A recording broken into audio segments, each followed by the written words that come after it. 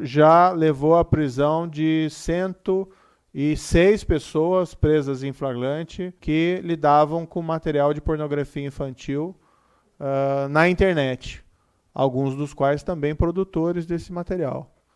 É um crime muito grave e acho que revela o propósito não só aqui do Ministério da Justiça, mas de todas essas forças policiais dos estados que auxiliaram nessa operação, né?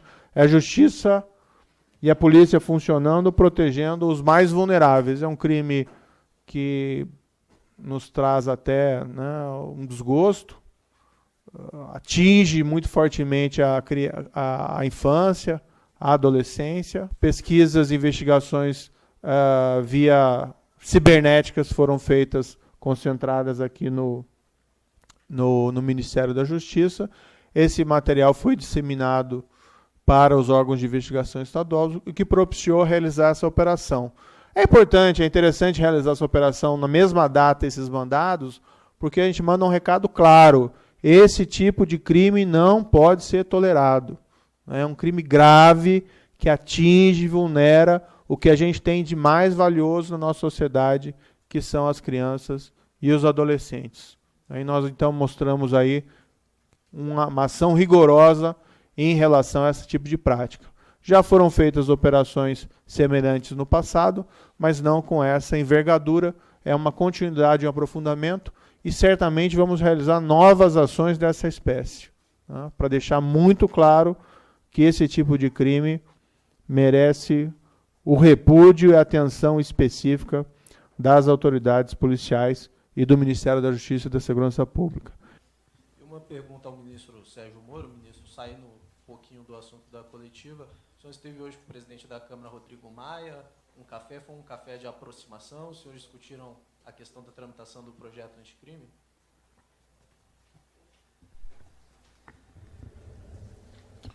Olha, eu só para esclarecer um ponto aqui, já vou responder essa questão específica, mas se me permite, identificado que a pessoa está na internet disseminando material de pornografia infantil, faz-se a busca e apreensão e precisa examinar o material lá que foi apreendido no local. Então, muitas vezes apreende o computador, apreende o HD, isso vai ter que ser examinado, e muitas vezes do exame desse material surgem elementos probatórios adicionais. A perícia também vai lá, fotografa o local. Por quê? Porque às vezes pode encontrar fotos, filmes dentro desses HDs, e aí você precisa ver, isso foi produzido aonde? Eventualmente identifica que foi produzido pelo próprio disseminador do material. A perícia é feita o mais rápido possível em cima, porque é um crime extremamente grave, né? Mas dessa perícia às vezes surgem novas conclusões. E o que é importante nesse caso também, acho que é destacar, que a partir dessas apreensões se pode descobrir a rede de conexão daquela pessoa que utiliza aquele material, né? Claro que a investigação nessas redes ela gera algumas dificuldades, as pessoas utilizam mecanismos para garantir o anonimato, mas o fato de nós termos aí 266 buscas e apreensões e prisões, acho que não caindo, crescendo, né? Caindo são os dados, subindo os dados para os sistemas, as prisões vão subindo. Revela que o anonimato da internet não vai ser proteção para essas pessoas. A polícia tem meios para descobrir esses fatos. A questão do presidente Rodrigo Maia, veja, eu já falei algumas vezes, o que houve foram ruídos de declarações semana passada. Isso não implica nada de uma mudança de relacionamento. Tenho um grande respeito pelo presidente Rodrigo Maia, e a crença e a expectativa firme de que, com a liderança dele e do presidente Jair Bolsonaro, nós vamos conseguir aprovar o projeto com mudanças, com eventuais aprimoramentos na Câmara, no Senado, mas isso vai adiante sim. Hoje foi só mais uma sinalização. Nós já tínhamos conversado, na verdade, desde da semana passada, vimos acertando e aproveitamos para nos reunir hoje para conversar sobre esses detalhes. Tem uma relação bastante cordial com o presidente da Câmara, uma pessoa muito sensata. Foram conversadas várias alternativas. O que foi ali acertado, um compromisso para o projeto, né, tramitar na Câmara, Também surgiu vários senadores que querem apresentá-lo junto ao Senado. Se eles assim fizerem, é uma iniciativa dos senadores. O que nós temos pontuado que é oportuno que haja uma concordância da Câmara nesse sentido, para acelerar o debate. Mas, assim, o compromisso foi esse. Mas o assunto de hoje é a questão aqui da operação, que é muito importante, né? Eu acho que,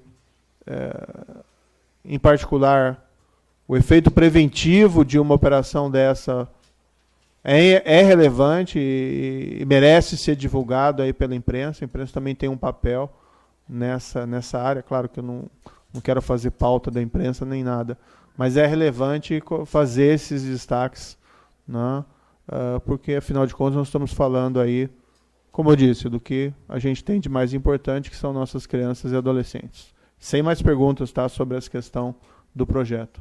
Ministro, peço desculpa, mas eu vou ter que voltar num tema que o senhor pediu para não tocar mais. A questão é que para a gente é muito importante saber, porque na última semana houve muito atrito entre o governo e a Câmara. Teve a discussão pública do senhor com Maia. Ontem o Guedes falou que isso poderia botar em risco a reforma da Previdência, falou que estava cansado, que talvez não saberia nem se ficaria mais no governo. O mercado está muito preocupado com tudo isso, por isso que eu te pergunto se a gente está agora iniciando uma trégua aí entre governo e Câmara, governo e Congresso, para que esses projetos, tanto o seu quanto a Previdência, possam caminhar. O senhor vê dessa maneira? O senhor sentiu isso hoje no café? Se o senhor puder falar isso para a gente, já ajuda. Obrigada. Sabe aquele orgulho das escolhas mais acertadas que fazemos? A minha faculdade agora é Centro Universitário e o MEC reconhece o que... Só vou responder se a senhora me prometer meia página sobre essa operação no valor econômico. Falam que a política é a arte da negociação e consenso, né? Então...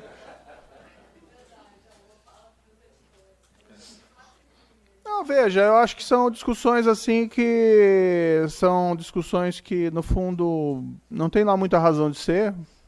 A Previdência não é minha pauta, né? Mas assim, foi apresentado um projeto consistente.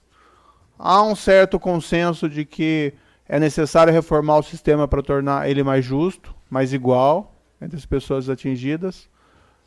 Não vamos negar que existe um problema fiscal.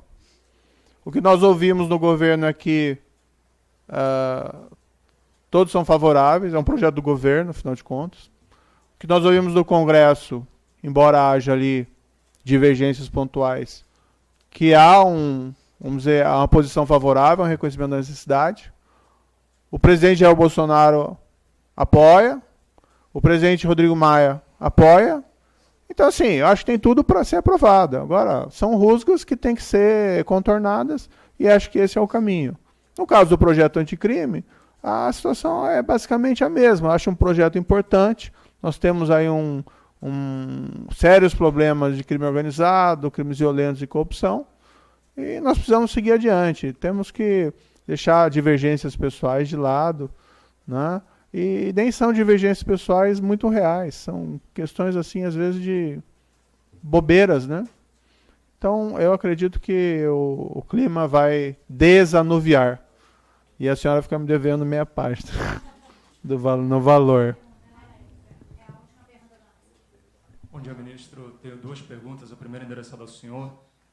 O senhor mencionou que certamente o Ministério vai realizar novas ações. O senhor estava se referindo especificamente a esse tipo de ilícito, de crime. Então, eu gostaria de perguntar se há no radar do Ministério aproveitar a expertise do laboratório para combater também a disseminação de mensagens de ódio e situações semelhantes, conforme comentou o colega ali, mensagens inclusive relacionadas a crimes em escolas. Eu vou aproveitar até para fazer uma sugestão aqui para a imprensa, né? Esse episódio lá de Suzano, lamentável, trágico, etc.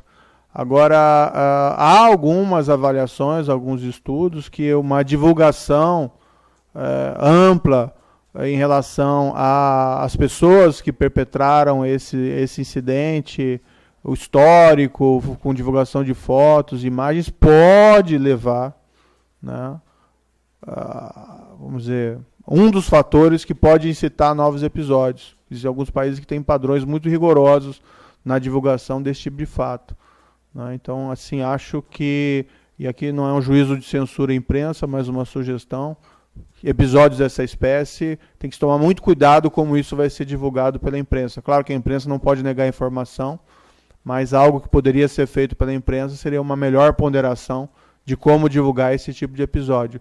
E certamente, o trabalho da secretaria aqui, nós temos quanto já? 3 meses, né?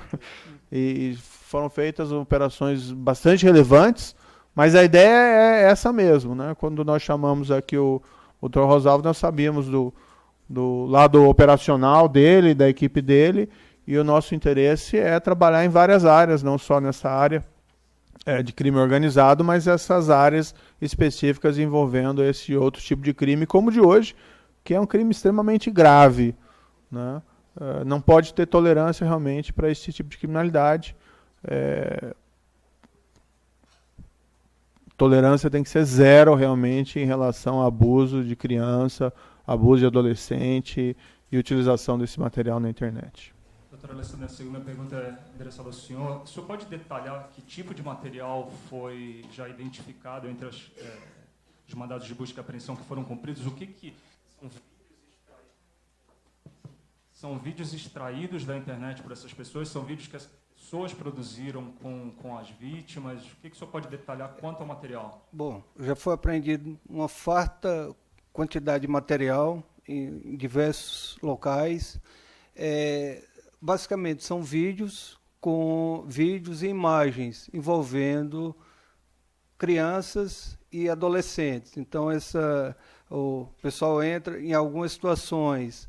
O camarada estava online, estava baixando, estava com a máquina aberta, em locais, encontraram locais propícios para receber crianças. Então, eles colocam um quarto lá, ajeitadozinho.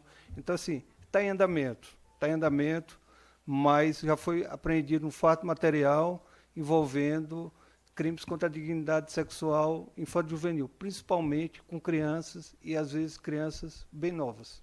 Agora, nós podemos afirmar que não se trata apenas de disseminação, há também produção desse conteúdo. Já tivemos um estado hoje que foi preso um produtor, certo? Produtor e com farto material, equipamentos para produzir vídeos.